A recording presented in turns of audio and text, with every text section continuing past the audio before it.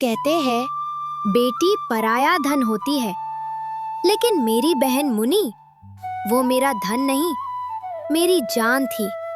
और मैं ही उसकी जान का कातिल बन गया। ये कहानी है उस दिन की जब राखी के धागे ने मेरी जंजीरें तोड़ दी। मेरा नाम गुड्डू है। मैं सिर्फ 8 साल का था जब अब्बू हमें छोड़कर चले गए। घर में बस हम 3 लोग रह गए, अम्मी, मैं और मेरी छोटी बहन मुनी। घर में भूख थी, लेकिन प्यार बहुत था। मुनी जब भी रोती, मैं अपनी फटी हुई कमीज से उसके आंसू पोंछता। वो हंसकर कहती, भैया, मैं बड़ी होकर आपके लिए महल बनाऊंगी।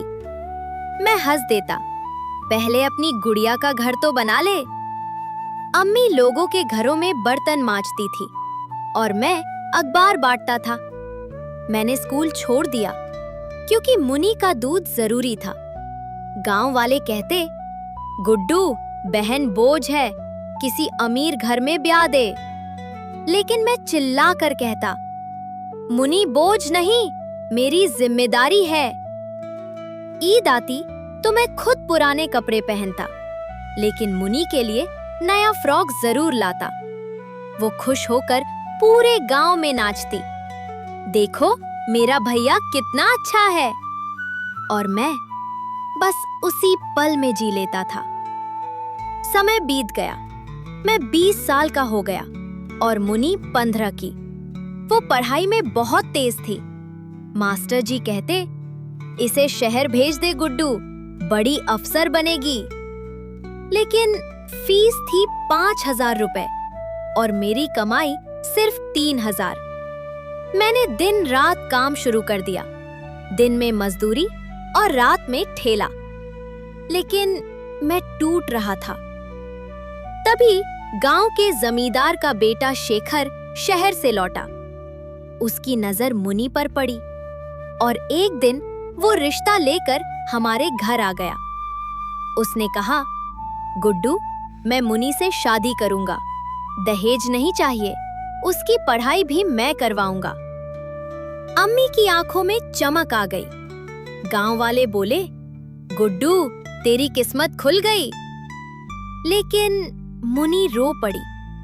वो मेरे गले लगकर बोली, भैया, मैं शादी नहीं करूंगी, मैं पढ़कर आपका सहारा बनूंगी। लेकिन मैं थक चुका था। मैंने उसकी बात नहीं सुनी और मैंने उसे बेच दिया।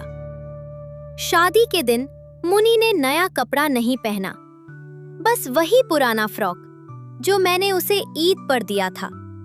जब उसकी डोली उठी, वो मुझे देखती रही और मैं नजरें झुकाकर खड़ा रहा, क्योंकि उस दिन मैं भाई नहीं, सौदा करने वाला बन गया था।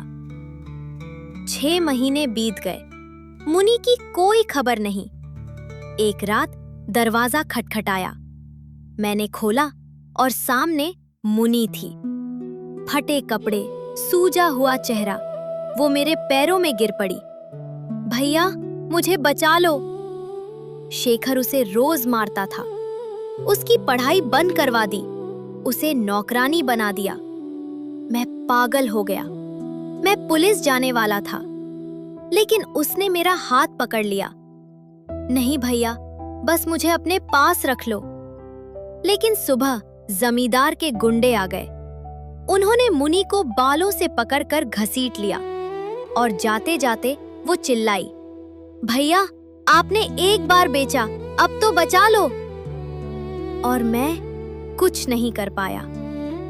उस दिन के बाद मैं जीना भूल गया। 5 साल बाद एक अस्पताल के बाहर भीड़ लगी थी। एक औरत मरने वाली थी। मैंने चेहरा देखा और मेरी दुनिया रुक गई। वो मुनी थी। वो मुझे देखकर मुस्कुराई। भैया, आप आ गए। मैं चिल्लाया, डॉक्टर, इसे बचा लो। लेकिन बहुत देर हो चुकी थी। उसने मेरा हाथ पकड़ा और उसमें एक कपड़े का टुकड़ा रखा, वही ईद वाला फ्रॉक। उसने कहा, भैया, अगले जन्म में फिर आपकी बहन बनूंगी, लेकिन तब मुझे बेचना मत।